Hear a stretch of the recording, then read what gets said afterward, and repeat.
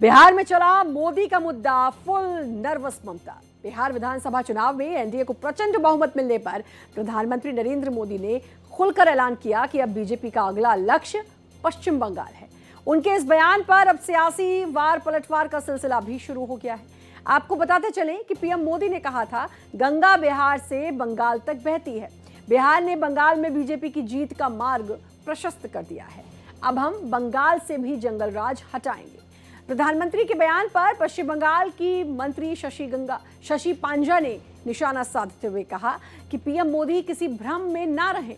बंगाल में बीजेपी के लिए जीत दूर की कौड़ी है। वहीं बीजेपी नेता दिलीप घोष ने भी इस बयान पर प्रतिक्रिया देते हुए कहा कि पीएम मोदी ने इशारा कर दिया है और ये जरूर होगा। अब बंगाल की बारी है, यहाँ बदलाव बहुत जरूरी है। पहले दिल्ली और अब बिहार। 2025 में बीजेपी ने 2 बड़ी जीत दर्ज कर एक इतिहास रच दिया है। अब 21 राज्यों और केंद्र शासित प्रदेश में एनडीए की सरकार है। इनमें उत्तर प्रदेश, बिहार, उत्तराखंड, दिल्ली, हरियाणा, राजस्थान, गुजरात, मध्य प्रदेश, महाराष्ट्र, गोवा, छत्तीसगढ़, ओडिशा, आंध्र प्रदेश, सिक्किम, अरुणाचल प्रदेश, असम, मेघालय, त्रिपुरा, मणिपुर और नागालैंड शामिल है।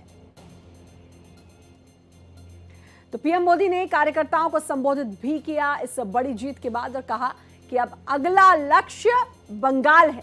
उन्होंने बिहार की ऐतिहासिक जीत को बंगाल में बीजेपी की सफलता का मार्ग बताया। मोदी ने पश्चिम बंगाल में 2026 के विधानसभा चुनाव में जंगल राज समाप्त करने का संकल्प भी व्यक्त किया।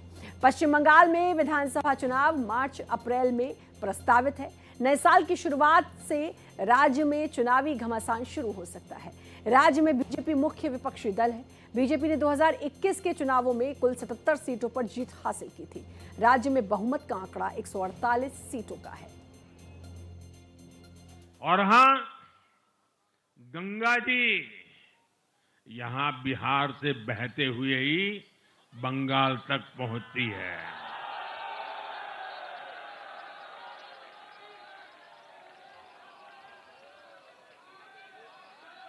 बिहार ने बंगाल में भाजपा की विजय का रास्ता भी बना दिया है।